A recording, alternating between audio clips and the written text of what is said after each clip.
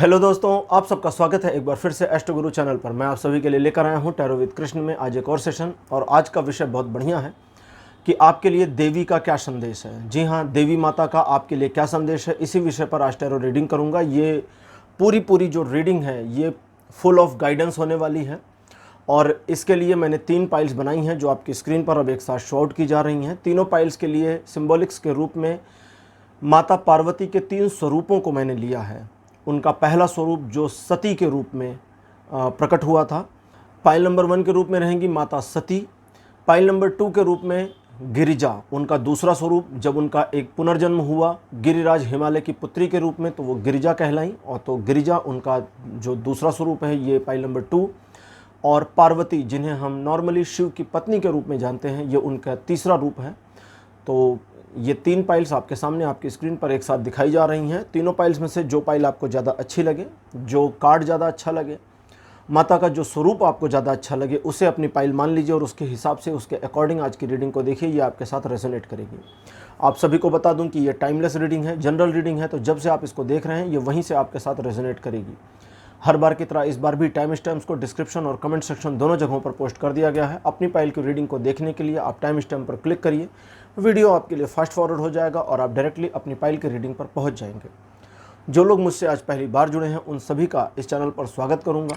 आप इस चैनल को सब्सक्राइब जरूर करिए, बेल आइकन प्रेस करिए, क्योंकि जब आप बेल आइकन प्रेस कर देते हैं तो नए वीडियोस की नोटिफिकेशन आपके मोबाइल फ़ोन पर आनी शुरू हो जाती हैं। और मेरे पुराने व्यूवर्स और सब्सक्राइबर्स, आप सभी के सहयोग और प्यार के लिए बहुत बहुत आभार। आगे बढ़ने से पहले आपको एक बार बता दूं कि मैं एक प्रोफेशनल टैरो रीडर भी हूं। तो आपकी स्क्रीन पर ये जो नंबर आ रहा है इसके ऊपर आप कांटेक्ट कर सकते हैं अगर आपको अपने लिए एक पर्सनल रीडिंग सेशन चाहिए। ये व्हाट्सएप नंबर है, इस पर आपको कॉल नहीं करना है, इस पर केवल मैसेज करिए। थ्रू आउट मैसेज सारी इन्फॉर्मेशन आपको मेरी टीम मेंबर प्रोवाइड करेगी और आपकी हेल्प करेगी मेरे साथ आपके सेशन को बुक करने के लिए। तो चलिए शुरू करते हैं आज की रीडिंग और आपकी पाइल में मिलते हैं।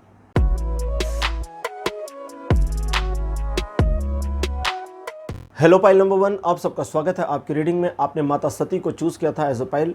माता सती की पिक्चर, माता सती की इमेज को लगा दिया गया है।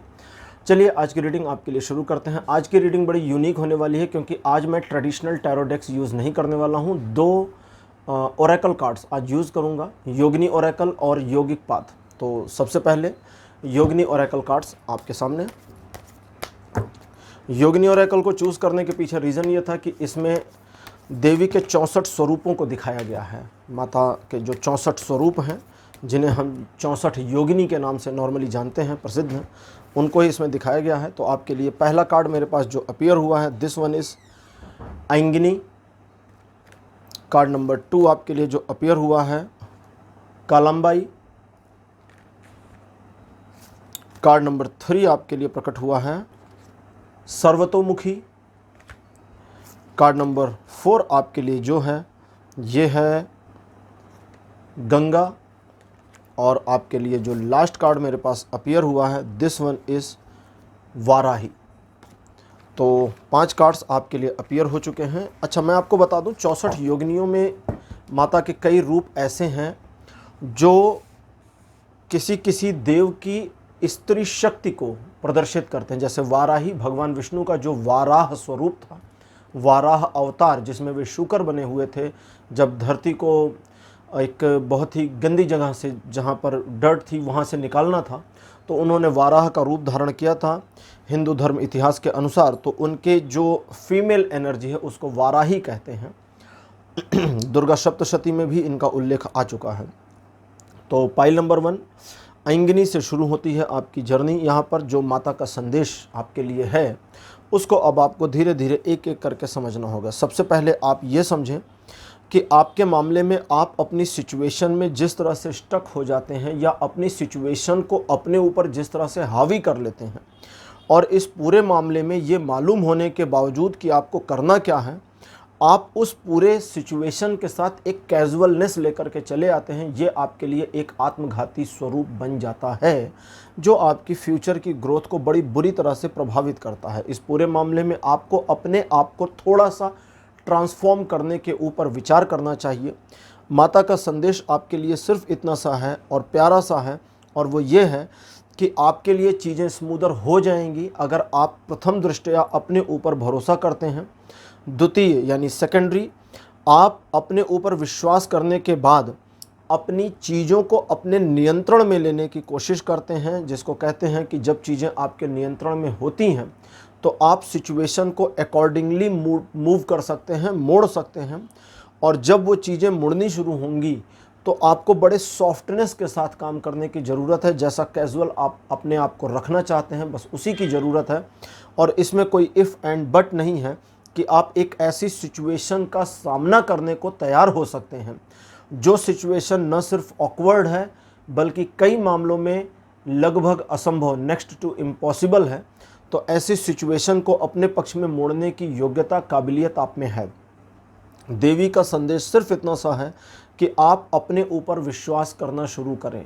आपके सोचे हुए और किए हुए कामों में जो बहुत बड़ा डिफरेंस और अंतर आता है, जैसे फॉर एग्ज़ाम्पल आपने एक टू डू बनाने का सोचा कि मुझे ये चीज़ें करनी है, लेकिन ये सोचने वाला जो काम है ये रात को बिस्तर पर लेट करके आपने किया, सुबह उठे और भूल गए, तो ये किसी अर्थ का नहीं रह गया, ये कुछ भी नहीं है। आपने रोज़ सोचा और रोज़ सुबह आप भूल गए, फिर ये कोई काम का नहीं है, आपको इसका कोई बेनिफिट नहीं मिलेगा, क्योंकि ये सिर्फ सोच में चल रहा है, सिर्फ थिंकिंग्स में चल रहा है। और ये जो थिंकिंग में चल रहा है इसका एक्ट अपॉन नहीं होना आपके लिए मुसीबत कर देता है। क्यों? क्योंकि फिर गिल्ट बननी शुरू होती है, क्योंकि हर बार, हर दिन, हर हफ्ते यही सोचना और एग्जीक्यूट या एग्जीक्यूशन में ना जाना उस पूरे मामले को गिल्ट बना देता है। लेकिन आपको इस बात को समझना चाहिए कि एक बार अगर आप अपने आप को कंफर्टेबल जोन से निकालने को थोड़ा सा तैयार हो जाए, यहाँ बहुत बड़ी समस्या नहीं है। यहाँ समस्या बस इतनी सी है कि आप एक बार बाहर निकलें घर से। जैसे आपको कहीं जाना हो और आप सोचें कि मुझे ट्रेन पकड़नी है या बस पकड़नी है या फ्लाइट लेनी है, आप सोचते रहिए, घर में बैठे सोचते रहिए, सोफे पर बैठकर, चेयर पर बैठकर या बेड पर बैठकर। अब आप दिन भर सोचें, महीने भर सोचें, आप निकल नहीं पाएंगे। पहला कदम क्या है? घर से बाहर निकलना। आपका टिकट बुक करना भी किसी काम का नहीं अगर आप बाहर ही नहीं निकल सकते। तो पहला स्टेप है घर से बाहर निकलना। क्या आप निकलने को लेकर पूरी तरह से प्रिपेयर हैं? अगर हैं तो फिर टिकट बुक करने की ज़रूरत है, तो फिर प्लानिंग की ज़रूरत है, फिर सामान भी पैक करना है, फिर तो बहुत सारे काम हो गए। लेकिन अगर आप उस पूरे मामले में अपने आप को इस सिचुएशन में लेकर के चले जाते हैं कि आप आगे ही नहीं बढ़ेंगे, आप सोचते हैं कि कोई पुश आ जाए और आप अपने आप आगे बढ़ जाएं, तो ये आपकी गलती है। इस तरह की चीज़ें आपके साथ नहीं होने वाली हैं। आपको थोड़ा सा एफ़र्ट करने की ज़रूरत है, बहुत ज़्यादा की ज़रूरत नहीं है। और ये जो थोड़ा एफ़र्ट है ये आपको बहुत ज़्यादा बड़ा आउटपुट दे देगा अगर आप शुरुआत करते हैं। और वो जो ऑकवर्डनेस है जिसे एक्चुअली आपको मैनेज करने की ज़रूरत पड़ेगी फ्यूचर में, उस ऑकवर्ड सिचुएशन को, उस आपके विरुद्ध विरोधाभासी सिचुएशन को आसानी से मैनेज कर सकते हैं, क्योंकि वो बहुत इजी टू मैनेज होगी। अभी हो सकता है कि प्रेजेंट टाइम में यहाँ से जब आप ये रीडिंग देख रहे हैं इम्पॉसिबल सी लगे, और लगनी भी चाहिए, क्योंकि वो है ही ऐसी सिचुएशन जो फ्यूचर में आएगी या शायद उसका आभास आपको होगा। तो ये सारी चीज़ें स्मूदर हो सकती हैं अगर आप शुरुआत करते हैं तो। अब लेते हैं ओरेकल योगिक पाथ कार्ड्स और देखते हैं कि ओरेकल कार्ड आपके बारे में फर्दर इन्फॉर्मेशन क्या देते हैं और आज के हमारे योगिनी ओरेकल के साथ इनकी खुद की इंटरप्रिटेशन क्या रहती है।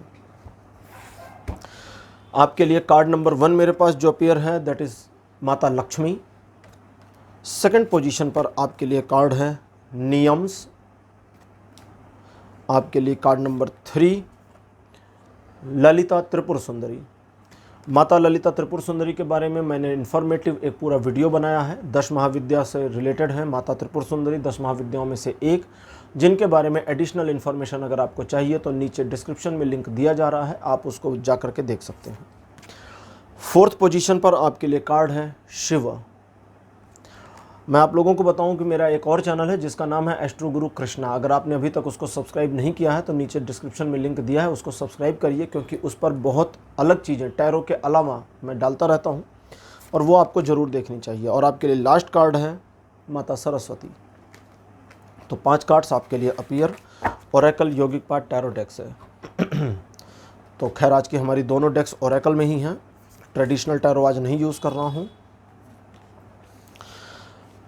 जैसा कि मैं आपको कह रहा था कि बस आपको एक मूव की ज़रूरत है और चीज़ें स्मूदर हो जाएंगी। शिव नटराज रूप में आपके लिए प्रकट हुए, यहाँ कार्ड अपीयर हुआ है, और माता सरस्वती 5वें कार्ड के रूप में विराजमान। दैट मीन्स कि माता सरस्वती का मतलब क्या है? माता सरस्वती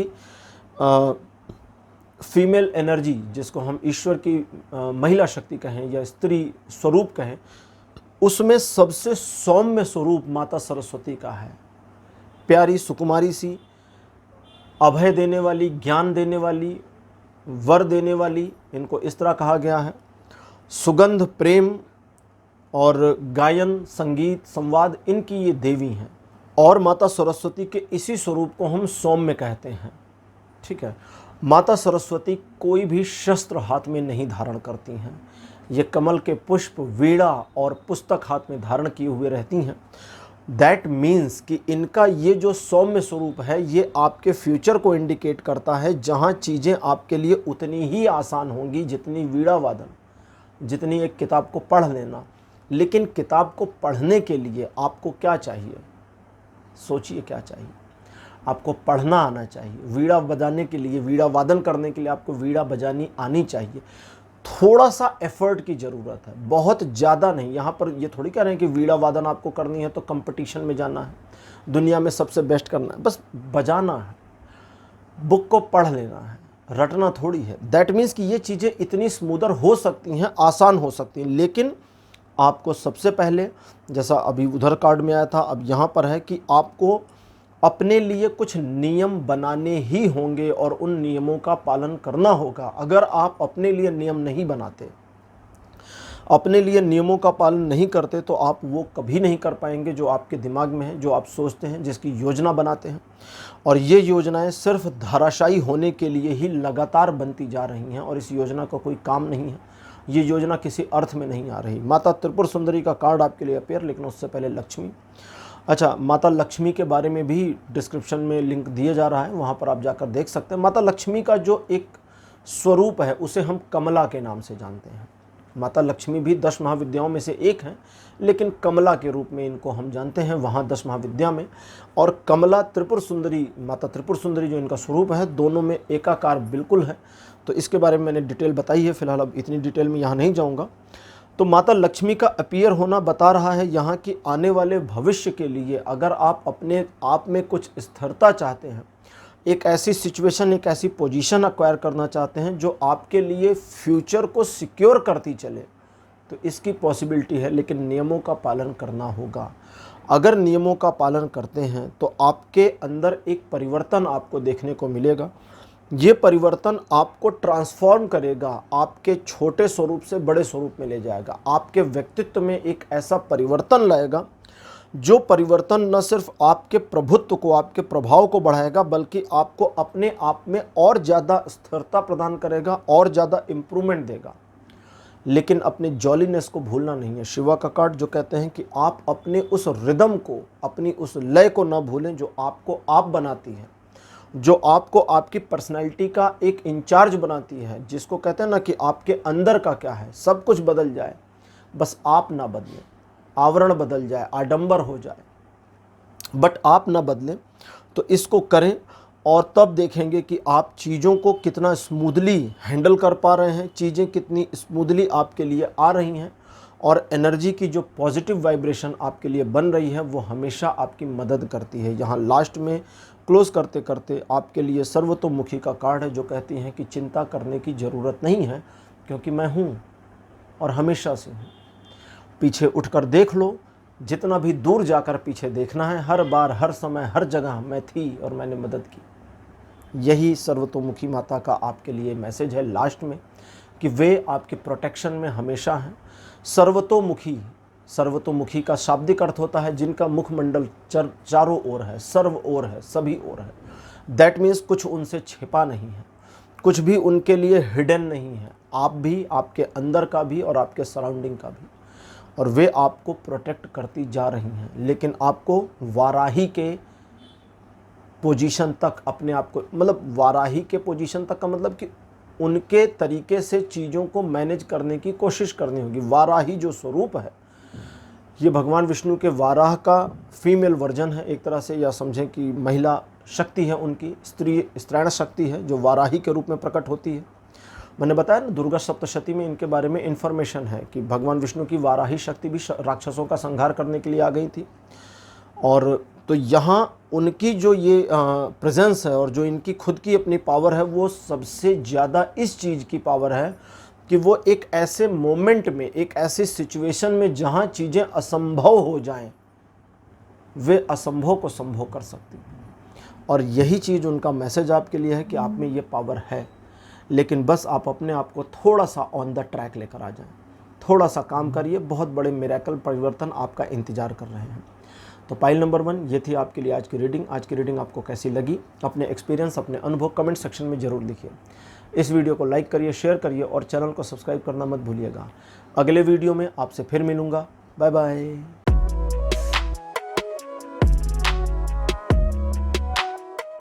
हेलो दोस्तों, आप सभी का स्वागत है आपकी रीडिंग में। आप पाइल नंबर 2 हैं। आपने माता के गिरिजा स्वरूप को चूज़ किया था। माता गिरिजा की फ़ोटो हमारे बगल में लगा दी गई है। माता गिरिजा गिरिराज हिमालय की पुत्री के रूप में प्रतिष्ठा प्राप्त करती हैं और हिमालय की पुत्री होने की वजह से ही इनका एक नाम गिरिजा है।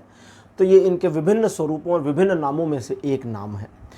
गिरिजा हिमालय राज की पुत्री के रूप में जानी जाती हैं, जिन्होंने कठोर तपस्या की थी भगवान शिव को अपने पति के रूप में प्राप्त करने के लिए। इनको ही माता सती के अवतार के रूप में या दूसरे जन्म के रूप में जाना और माना जाता है, क्योंकि दक्ष प्रजापति की पुत्री थी सती, जिन्होंने अपने पिता के ही यज्ञ में अपनी आहुति दे करके अपने शरीर को नष्ट कर दिया था और उसके बाद में गिरिजा या पार्वती के रूप में उनका पुनर्जन्म हुआ था। तो ये तो एक अपनी कहानी है। तो चलिए आज की रीडिंग आपके लिए शुरू करते हैं और देखते हैं कि माता का आपके लिए क्या संदेश है। और आज ट्रेडिशनल टैरो डेक यूज़ नहीं कर रहा हूँ। आज 2 टैरो डेक हैं, 2 की दोनों ओरेकल हैं। पहली है योगिनी ओरेकल और दूसरा है ओरेकल यौगिक पाथ। तो 2 टैरो डेक्स जिनसे आज मैं रीड करने वाला हूँ। काफ़ी बड़े कार्ड्स हैं ये आसानी से हाथ में नहीं आते। पहला कार्ड आपके लिए जो अपीयर हुआ है मेरे पास, ये है योग माया। सेकंड पोजीशन पर आपके लिए जो कार्ड अपीयर हुआ है, आयदा। इनको पूरा नाम है आयदा पदा। कार्ड नंबर 3 आपके लिए जो है, ये है भैरवी। भैरव होते हैं, भैरव की स्त्रैण शक्ति, ठीक है, फीमेल एनर्जी। कार्ड नंबर 4 आपके लिए मार्गिनी। और लास्ट कार्ड आपके लिए जो अपीयर हुआ है, ये है भवानी। भवानी के नाम से नॉर्मली सभी लोग परिचित होंगे। भवानी 64 योगिनियों में से एक भी मानी गई हैं और पार्वती, दुर्गा, इन्हीं के एक स्वरूप को हम भवानी भी कहते हैं। आपने सुना ही होगा, भवानी शब्द बहुत लोकप्रिय, बहुत प्रचलित है हिंदू धर्म में।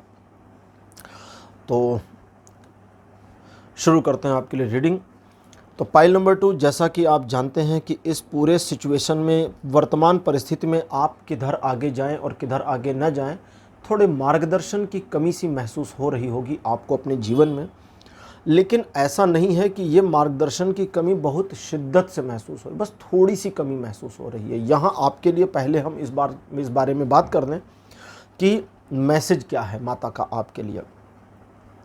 भयभीत नहीं होना है, ये मैसेज आपके लिए है आज का, सिर्फ एक लाइन का।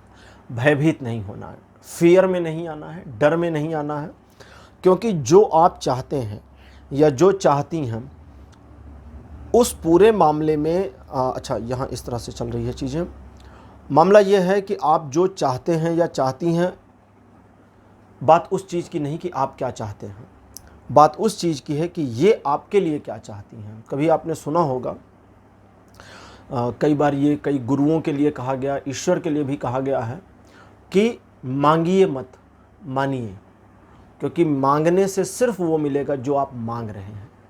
और आप तो क्षुद्र हैं, मतलब मैं थोड़ा शुद्ध हिंदी इस्तेमाल करूँगा और नॉर्मल और ट्रेडिशनल जो आजकल हिंदी चलती है वो बोलूँगा तो थोड़ा सा बुरा लगेगा, थोड़ा सा लैंग्वेज ख़राब हो जाएगी। तो क्योंकि हम क्षुद्र हैं और हम क्षुद्र चीज़ों को मांगते हैं। क्षुद्र मतलब छोटे हैं और बस छोटी मोटी चीज़ों को मांगते हैं कि ये मिल जाए, बढ़िया हो जाए। जैसे एक छोटा बच्चा, उसे टॉफ़ी खानी है तो पापा के पास आता है, पापा 1 रुपये दे दो, टॉफ़ी खानी है। उसे पापा के पास तो हज़ारों रुपए हो सकते हैं, लेकिन बच्चे को 1 रुपये चाहिए। अब बच्चा 1 रुपये मांगता है तो पापा 1 रुपये दे देते हैं। लेकिन कभी कभी ऐसा भी होता है कि पापा अपनी मर्ज़ी से टॉफ़ी का पूरा पैकेट ले आते हैं, जो बहुत बड़ी बात हो जाती है। एग्जाम्पल है ये। अब ऐसा नहीं है कि इसको आप अपनी पर्सनल लाइफ से जोड़कर देखें, सिर्फ एक उदाहरण है। उदाहरण तो कहीं से लूँगा ना बताने के लिए। तो ऐसे ईश्वर के बारे में कहा जाता है, देवी के बारे में कहा जाता है कि जब वे देती हैं तो आपको वो चीज़ें देती हैं जो वो चाहती हैं। जब आप मांगते हैं तो वो मांगते हैं जो आपको चाहिए। आपके चाहने और उनके चाहने में बहुत अंतर है। ये अंतर बिल्कुल वैसा है जैसा राजा और भिखारी का अंतर है। भिखारी सिर्फ 1 रुपए की भीख मांग रहा होता है, उसे थोड़ा सा चाहिए, लेकिन जब राजा देते हैं तो बिना गिने मुट्ठी से उठाया और दे दिया, ये ले जाओ तुम्हारा हुआ, बहुत ढेर सारा। तो आपको फियरफुल नहीं होना है। क्यों? क्योंकि आपके लिए वो जो चीज़ें चाहती हैं और वो जो चीज़ें कर रही हैं उसके अकॉर्डिंग थोड़ा सा आप अपना लाइफ स्पैन देखें पास्ट से, बड़ी मजबूती आती गई है आप में। घबराहट कम नहीं हुई, वो अलग बात है, अभी उस पर बात करूंगा, लेकिन पहले से बड़े स्ट्रांग हो गए हैं। पहले से कॉन्फिडेंस लेवल काफ़ी अच्छा भी हुआ है, अपने आप को बड़ा इम्प्रूव भी किया है। कई ऐसी सिचुएशन का सामना किया है जहां आपको हार मानकर पीछे हटना चाहिए था, या ऐसी सिचुएशन में नॉर्मली लोग पीछे हट जाते लेकिन आप नहीं हटे। ऐसी सिचुएशन जहां आपको अंधकार दिखा लेकिन उसके बावजूद आपने अपने आप में रोशनी की किरण को बनाए रखा। ऐसी सिचुएशन जहां आपके लिए प्रोडक्टिविटी लेवल 0 हो गया या चीज़ें प्रोडक्टिव नहीं रह गई, लेकिन आपने अपने आप को संघर्ष में संघर्षमय बनाए रखा और प्रोडक्शन या प्रोडक्टिविटी थोड़ी थोड़ी करके होती रही। तो इन सारी चीज़ों का सीधा तात्पर्य है कि आप उनकी छत्र छाया में लगातार पिछले बड़े लंबे समय से चल रहे हैं। बस कभी कभी हमें फील नहीं होता कि वो हमारे साथ चल रही हैं। यहाँ आपको भय से मुक्त होना है, अपने आप को भयहीन करना है। भयहीन कैसे करेंगे? सबसे आसान तरीका क्या है? समर्पण। जब आप ईश्वर के प्रति एक समर्पण करते हैं, देवी के प्रति एक समर्पण का भाव ले आएंगे कि वो जो करेंगी ठीक करेंगी, जैसा करेंगी ठीक करेंगी, जैसा वे चाहें, तो उस समर्पण के भाव में एक ऐसी इनकरेजमेंट का आपके जन्म होगा जब आपको ये भी लगेगा कि आपके हर कार्य के पीछे वो खड़ी हैं, हर कार्य में उनका हाथ लग रहा है। अगर आप कोई चीज़ उठा रहे हैं तो उनका सपोर्ट साथ में चल रहा है, उनका हाथ लगा हुआ है आपके हाथ से। और ये वाली जो फीलिंग है, इस वाली फीलिंग में आप ऐसे अबूझ और असंभव कार्य करने का क्षमता रखते हैं जो अभी आपके लिए थोड़ी सी पॉसिबिलिटी में नहीं है, लेकिन आने वाले समय में आप इस चीज़ को एक और समझें कि आपकी छोटी सी गलती उनको नाराज भी करेगी। भावुक होती हैं देवी, बहुत भावुक, तुनक मिजाज नहीं, गुस्सैली नहीं, भावुक। भावुकता, माता की भावुकता, और ये भावुकता इस वजह से कि वे बार बार इंडिकेशन दे रही हैं और बार बार इग्नोर कर रहे हैं। तो कभी कभी आपको एक के बाद एक के बाद एक के बाद एक इंडिकेशंस मिलते जाते हैं, संकेत मिलते जाते हैं किसी एक चीज़ के लिए। तो जब ऐसा हो तो कभी कभी ये माने कि ये शायद उनके द्वारा किया जा रहा है, उनके द्वारा ड्राइव किया जा रहा है, और इस पूरे ड्रिवन में आप सिर्फ एक कर्ता के रूप में हैं, एक मीडिएटर हैं। कर्म एक्चुअली वो कर रहे हैं, आप कर्ता भी नहीं हैं, आप सिर्फ एक मॉडरेट मीडिएटर हैं, आप एक मध्यस्थ हैं। कर वो रही हैं, करवाया आपसे जा रहा है, और इसको करिए। ये बिल्कुल वैसा ही मामला है जैसा कृष्ण ने अर्जुन को कहा था कि तुम इनको मारो या ना मारो, ये मर जाएंगे, तुम सिर्फ माध्यम भर हो। उस ईश्वर के उस विराट जो उनका एक प्रपंच है, प्रपंच इस क्यों कहते हैं वो भी बता रहा हूँ, उस विराट प्रपंच का तुम माध्यम भर हो, इसलिए तुम्हें ये करना चाहिए। और प्रपंच क्यों कहते हैं? क्योंकि आपने सुना होगा कि कहते हैं जगत मिथ्या है और माया है। उसका ये तो ऐसा नहीं है कि जगत सचमुच में झूठ मूठ है, ऐसा झूठ मूठ नहीं है, लेकिन स्पिरिचुअलिटी में इसको मिथ्या माना गया है, क्योंकि ये वह सच नहीं है जो हमें चाहिए, वह सच नहीं है जो हम देखना चाहते हैं या हमारी आत्मा को चाहिए है। हम उस झूठ को जी रहे हैं जो हमने बना रखा अपने चारों ओर, जबकि वह सच जो हमारे लिए ज़रूरी है, हमारी स्पिरिचुअल ग्रोथ के लिए ज़रूरी है, वो कुछ और है। That is different. थोड़ा स्पिरिचुअलिटी से खींचते हैं वापस इसको। तो इस पूरे मामले में देवी का संदेश आपके लिए है कि आप भयहीनता लेकर के आएँ अपने माइंडसेट में और भयहीन होकर आगे बढ़ें। क्योंकि भयहीन होना, और भयहीन ऐसे नहीं होना कि आपको घमंड में आना कि अरे हटो अब मुझे किसी से डर नहीं लगता, नहीं, ये वाला नहीं। भयहीनता ये लानी है कि माता है मेरे लिए, वो संभाल लेंगी सब कुछ, मुझे काहे का डर जब वो साथ में है तो। और बस इस भाव में भयहीनता और समर्पण दोनों आएगा, और जब ये भयहीनता और समर्पण का कॉम्बिनेशन चलेगा तो वो मिरेकल्स होने शुरू होंगे जो अभी आपने सोचे भी नहीं है। आने वाले समय में आपके लिए बहुत कुछ बढ़िया बेहतर आ सकता है अगर आप थोड़ा सा इन चीज़ों का पालन करें जो बताई मैंने। अब लेते हैं ओरेकल यौगिक पाथ कार्ड्स और देखते हैं कि ओरेकल यौगिक पाथ आपके लिए क्या इन्फॉर्मेशन एडिशनल देते हैं और इनका योगिनी ओरेकल से इंटरप्रिटेशन क्या रहता है। कार्ड नंबर 1 आपके लिए अनाहत, 7 चक्रों में से एक। सेकंड पोजीशन आपके लिए कर्मा। कार्ड नंबर 3 आपके लिए है समाधि। कार्ड नंबर 4 आपके लिए अपीयर हुआ है, दिस वन इज स्वाध्याय।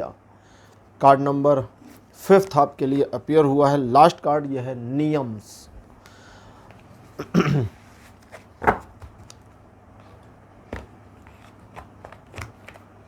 यौगिक क्रियाओं में एक यौगिक क्रियाएं या योग जो होता है, जैसे कहते हैं ना योग दर्शन, उसमें एक चीज होती है जिसको हम नियम कहते हैं। यम, नियम, प्रत्यय अलग अलग चीजें हैं। नियम का वह मतलब यहाँ पर आपके लिए नहीं आया है जो रूल्स होता है, रूल्स एंड रेगुलेशन। यहाँ नियम से मतलब है सतत, लगातार, वो कंटिन्यूटी आपको बना करके रखनी है जो उस साइकिल को मेंटेन रखने का काम करती है। तो आपको ये चीज़ लगातार करनी है जो अब बताने जा रहा हूँ। सबसे पहले आप स्वागत करने और एक तरीके से स्वीकार करने के लिए तैयार हो जाएं जो परिवर्तन देवी के द्वारा आपके जीवन में आ रहे हैं और आते जाएंगे, आते जाएंगे, आते जाएंगे। उनका स्वागत आपको दिल से करना है, यहाँ ब्रेन नहीं लगाना है। कुछ ऐसे मामले हो सकते हैं आने वाले समय में जहाँ आपको ये पता चल जाएगा कि इस वाली सिचुएशन में चीज़ें आपके फेवर में नहीं हैं या नहीं थीं, ये चीज़ आपके फेवर में आ चुकी या आ जाएगी।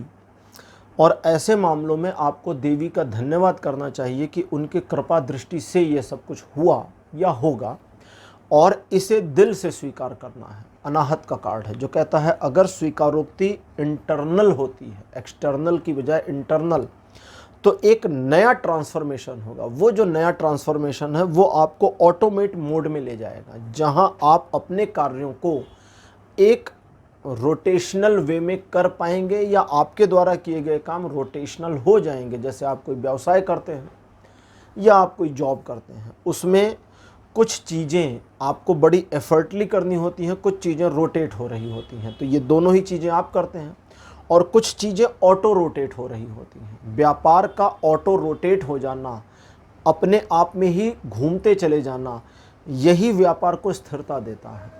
तो आपके क्रिया, आपके कार्य जो हैं वो ऑटो रोटेशन में आएंगे और एक ऐसी सिचुएशन बननी शुरू होगी जहां चीज़ें फॉर्चुनेटली आपके फेवर में मुड़ती चली जाए, एक के बाद एक के बाद एक। तो ये सारी देवी के आशीर्वाद से होंगी, लेकिन आपको अहंकार में नहीं जाना। समाधि का कार्ड कहता है कि आपको उस ग्रेस में अपने आप को स्थिर करना होगा जहां आप इन सारी चीज़ों का क्रेडिट देवी को दे दें कि हे माता, आपके आशीर्वाद से ये सब हुआ, धन्यवाद आपका, मुझ पर इतनी कृपा, इतना उपकार करने के लिए आभार आपका।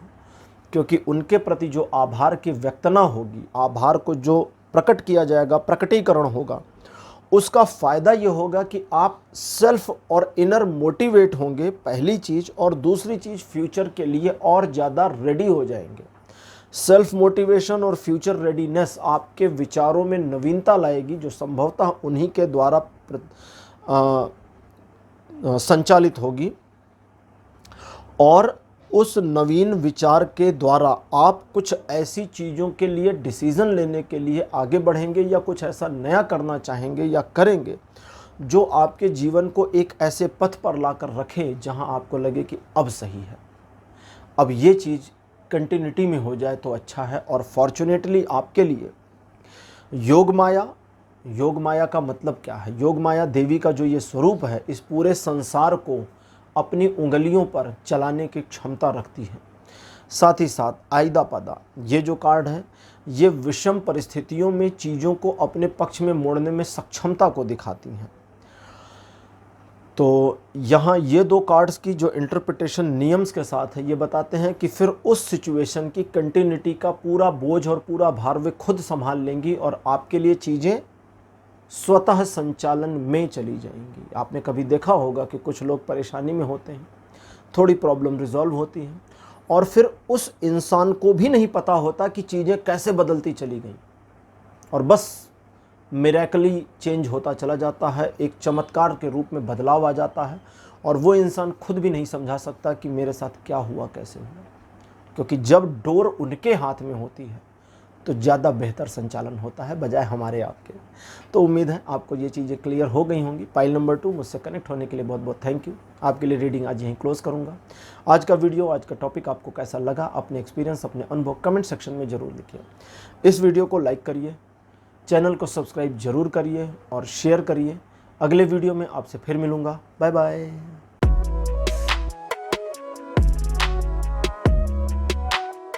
हेलो पाइल नंबर 3, आप सभी का स्वागत है आपकी रीडिंग में। आपने माता पार्वती को चुना था अपनी पाइल के रूप में। माता पार्वती भगवान शिव की पत्नी हैं। इन्हीं के तीनों स्वरूपों को आज मैंने पाइल के रूप में लिया था, तो इनका ये तीसरा स्वरूप है जिसे हम नॉर्मली पार्वती के रूप में जानते हैं, पार्वती के नाम से जानते हैं और भगवान शिव की अर्धांगिनी के रूप में इनको मान्यता प्राप्त है। तो चलिए माता पार्वती की छत्र छाया में आज की रीडिंग को शुरू करते हैं और देखते हैं कि आपके लिए देवी का क्या संदेश है और उस संदेश पर उनकी क्या गाइडेंस वगैरह है, सारी चीज़ें आ जाएंगी। और आज के रीडिंग में सबसे अच्छी बात, मज़ेदार ये है कि आज मैंने ट्रेडिशनल टैरो डेक यूज़ नहीं की है। आज 2 ओरेकल डेक्स हैं। पहली मेरे हाथ में है योगिनी ओरेकल और दूसरी डेक होगी योगिक पाथ। तो चलिए शुरू करते हैं। कार्ड नंबर 1 जो आपके लिए मेरे पास अपीयर हुआ है ये है सिम्हला। कार्ड नंबर 2 आपके लिए जो मेरे पास अपीयर हुआ है ये है फनिंद्री। और कार्ड नंबर 3 आपके लिए है लीला। 4th पोजीशन पर आपके लिए जो कार्ड अपीयर हुआ है दिस वन इज निर्मनाक्षी। और आपके लिए अंतिम कार्ड के रूप में मेरे पास जो आ रहा है ये है वाराही। तो 5 कार्ड्स योगिनी ओरेकल से।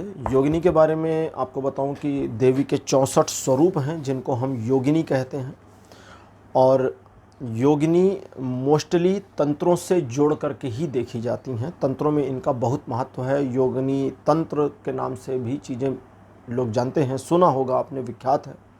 और कई बार इनको बड़ा बुरा भी मान लिया जाता है, कुछ लोग बड़ा डर भी जाते हैं योगिनी के नाम से ही। तो ऐसा डरने की ज़रूरत नहीं है। ये अलग अलग 64 अलग अलग स्वरूप हैं देवी के। चलिए शुरू करते हैं आज की रीडिंग। आपके लिए प्रेजेंट टाइम में जो पहले तो आपकी लाइफ की सिचुएशन के बारे में मेरे पास जो इन्फॉर्मेशन आ रही है वो ये है कि बहुत उठापटक चल रही होगी, एडजस्टमेंट बहुत ज़्यादा चल रहा होगा। इस एडजस्टमेंट को पिछले काफ़ी समय से बनाने की कोशिश करने के बावजूद एडजस्टमेंट ठीक नहीं हो रहा है। आप विभिन्न प्रकार के प्रयोजन कर चुके, विभिन्न प्रकार की क्रियाएं, कलाएं, सब कुछ आपने करके देख लिया है, लेकिन चीज़ें आपकी पकड़ में नहीं आ रही हैं और वस्तुतः ये आपकी पकड़ में आने से आएंगी नहीं। आपके लिए देवी का जो मैसेज है, अकॉर्डिंग टू दैट, आपका आवश्यकता से अधिक इस पूरे मामले पर अपने आप को बहुत ज़्यादा इन्वॉल्व करना या बहुत ज़्यादा आग्रही बनाना या बहुत ज़्यादा रिजिट करना या बहुत ज़्यादा झुंझला देना समस्या क्रिएट करता है। झुंझलाहट में एक अलग वाइब्रेशन होती है और कभी कभी इस तरह की सिचुएशन में आपको चीज़ों को थोड़े टाइम के लिए छोड़ देना चाहिए।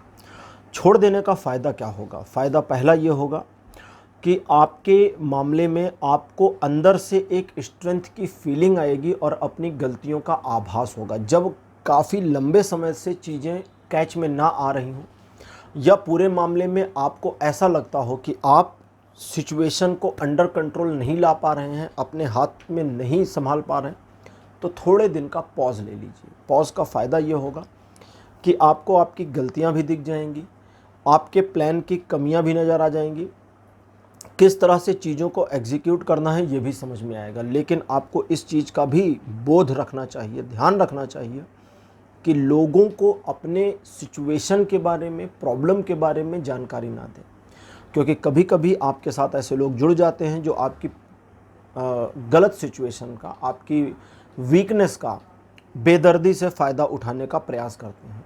ना बताएं लोगों को। आपके लिए देवी का जो मैसेज है वो ये है कि इस पूरे मामले में आपका उनके ऊपर श्रद्धा भाव बनाए रखना काफ़ी है। पहला कार्य क्या है? श्रद्धा की भावना रखना।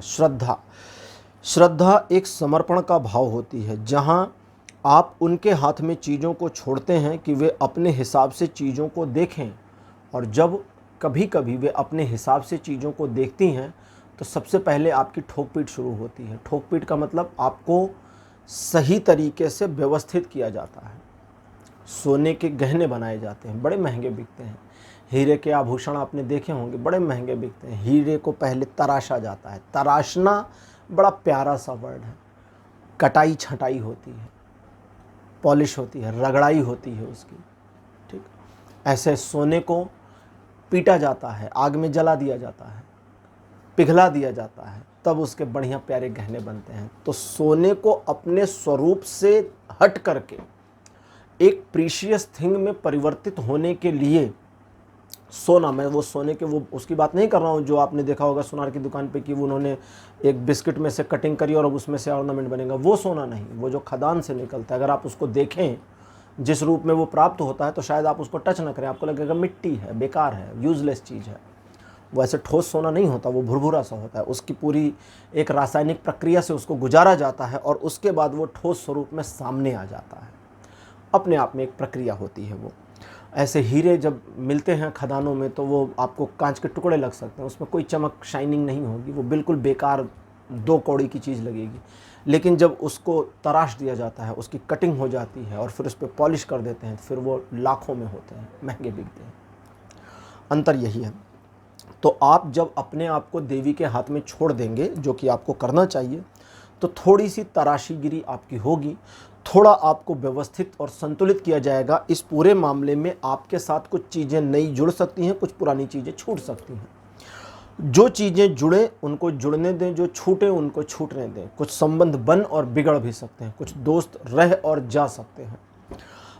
जॉब, अपने प्रोफेशन, अपने व्यवसाय के मामलों में आपके दिमाग में मल्टीपल चीज़ें आ सकती हैं, जो ऐसे आइडियाज़ आ सकते हैं जो आपने नहीं सोचे हैं।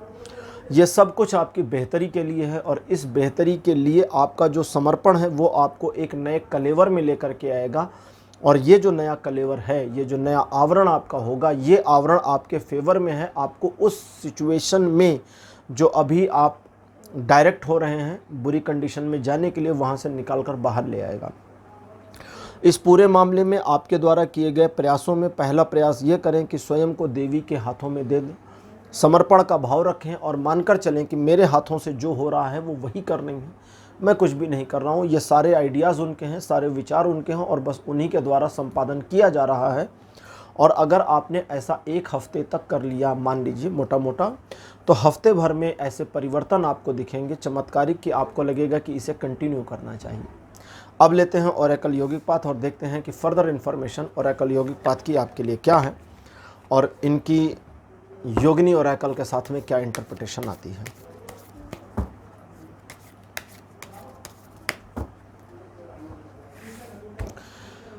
कार्ड नंबर 1 आपके लिए मेरे पास अपीयर हुआ है धूमावती। माता धूमावती 10 महाविद्या में से एक। इनके बारे में एडिशनल इन्फॉर्मेशन के रूप में एक वीडियो बनाया था जिसका लिंक नीचे डिस्क्रिप्शन में दे रहे हैं, आप जाके देख सकते हैं। सेकंड पोजीशन पर आपके लिए कार्ड है भगवान शिव। कार्ड नंबर 3 आपके लिए अपीयर हुआ है भुवनेश्वरी। फोर्थ पोजीशन पर आपके लिए जो कार्ड है दिस वन इज समाधि। और आपके लिए अंतिम कार्ड मेरे पास जो अपीयर हुआ है दिस वन इज संतोषा। संतोष के बारे में मैंने बताया था, this is not compromise. Normally आप कंप्रोमाइज़ की अगर डिक्शनरी में मीनिंग देखें तो आपको संतोष शब्द मिल जाएगा, लेकिन संतोष नहीं है। कंप्रोमाइज़ का मतलब होता है कि आपका दिल मान नहीं रहा है लेकिन आपने वहाँ पर कंप्रोमाइज़ कर लिया है, समझौता कर लिया है। कंप्रोमाइज़ की मीनिंग समझौता, लेकिन संतोष अलग चीज़ है। संतोष होता है कि आप उतने कम में ही सुखी हैं, नहीं चाहिए ज़्यादा, उतने ही में आपने अपने को लिमिट कर दिया और आपको अधिक की या जो चीज़ें नहीं हैं उसकी परवाह नहीं है, उसके छूटने का गम नहीं है, दुख नहीं है, कोई मलाल नहीं है। ये है संतोष। कंप्रोमाइज़ में दुख हो सकता है, समझौते में दुख हो सकता है, लेकिन संतोष में दुख नहीं होता। संतोष में अगर दुख है तो वो संतोष नहीं है, कुछ और है। और संतोष के लिए अंग्रेजी का कोई शब्द नहीं है। आपके लिए धूमावती का कार्ड जो सबसे पहले कहते हैं कि एग्रेशन को हटा दीजिए। जल्दबाजी और इंग्लिश में एग्रेशन आपके दुश्मन के तौर पे काम करेंगे और कुछ मामलों में आपको कुछ साबित करने की ज़रूरत नहीं होती। कभी कभी कुछ मामलों में ऐसी मेंटेलिटी, ऐसा माइंडसेट बनाइए कि मुझे कुछ साबित वाबित नहीं करना। ठीक है, आप मुझे गलत समझ रहे हैं, आपकी मर्जी, समझ लीजिए। आप साबित क्यों करने जाएंगे? साबित करने की ज़रूरत नहीं है। और यही बात शिव के कार्ड ने भी बताई है, जो कहते हैं कि आपको अपने लय को, अपने रिदम को मिस नहीं करना। वो रिदम, वो लय, वो ताल बना कर रखिए। यानी कि आपका जो अपना एक पर्सनल व्यक्तित्व है, पर्सनल जो आपकी पर्सनैलिटी है, उसे कंप्लीट बनाए रखें, उसे गंवाने की ज़रूरत नहीं। लेकिन भुवनेश्वरी भी 10 महाविद्या में से एक। इनके बारे में एडिशनल डिस्क्रिप्शन के लिए, एडिशनल इन्फॉर्मेशन के लिए जो वीडियो है वो डिस्क्रिप्शन में दे रहे हैं। तो भुवनेश्वरी के बारे में भी कहा गया है कि ये सूर्य के भीतर निवास करती हैं। जो हमारा सूर्य है उसके भीतर इनका निवास बताया गया है। और यही संचालक मानी गई हैं पूरे इस सृष्टि ब्रह्मांड की, जो अपनी शक्तियों से बहुत सारी चीज़ों को एक के बाद एक लगातार नियंत्रित करती रहती हैं। इस पूरे मामले में इनके द्वारा किए गए कार्य, इनके द्वारा लिए गए निर्णय जो आपके फेवर में होंगे या आपके बिहाफ पे लिए जाएंगे, वो आपके जीवन व्यक्तित्व को एक ऐसे परिवर्तन की ओर मोड़ देंगे जो आपके लिए बहुत बेहतर होंगे। और आप एक ऐसी सिचुएशन में पहुंचेंगे जहां समाधि और संतोष का कार्ड कहता है कि फिर समस्या खत्म, और आप अपने आप में एक ऐसी सिचुएशन का सामना कर रहे होंगे जहां आपको लगेगा कि अब चीज़ें मेरे कंट्रोल में हैं, नियंत्रण में हैं, ठीक हैं, और मुझे यही चीज़ चाहिए थी। लेकिन देवी के हाथ में स्वयं को छोड़ना है, इसको याद रखें। देवी आपको सुधारने के लिए, आपको बेहतर करने के लिए कुछ थपकियाँ देंगी। थपकियाँ देने का मतलब कि आपके जीवन में जो बेढंगा है उस बेढंगे को बेहतर करना है। उनका संदेश यह है कि मुझे ये चीज़ें बेहतर करनी है, और इन चीज़ों को बेहतर करने के लिए आपको थोड़ा संवारना पड़ेगा। आपको संवारने के लिए थोड़ी काट छाँट करनी पड़ेगी। तो हो सकता है वे काट छाँट जो भी आपके अंदर करनी हो वो प्यार से करें या छेनी हथौड़ी लेकर शुरू हो जाए, क्योंकि बहुत कुछ कचरा निकालना होगा। तभी आप में से एक सुंदरता, एक प्रतिमान प्रकट हो सकता है। पत्थर में से मूर्ति तब निकलती है जब छेनी से हम यूजलेस पत्थर को हटा देते हैं, यूजलेस स्टोन को हम साइड कर देते हैं। जब गैर जरूरी पत्थर किसी एक शिला में से अलग हट जाते हैं तो उस पत्थर में से मूर्ति का प्रकटीकरण हो जाता है। तो यही चीज़ आपके अंदर होना है, और इसके लिए थोड़ी सी आपको तैयारी करनी पड़ेगी। तो पाइल नंबर 3 आपके लिए ये थी आज की रीडिंग। आज की रीडिंग आपको कैसी लगी? अपने एक्सपीरियंस, अपने अनुभव कमेंट सेक्शन में ज़रूर लिखिए। इस वीडियो को लाइक करिए, शेयर करिए और चैनल को सब्सक्राइब करना मत भूलिएगा। अगले वीडियो में आपसे फिर मिलूँगा। Bye bye.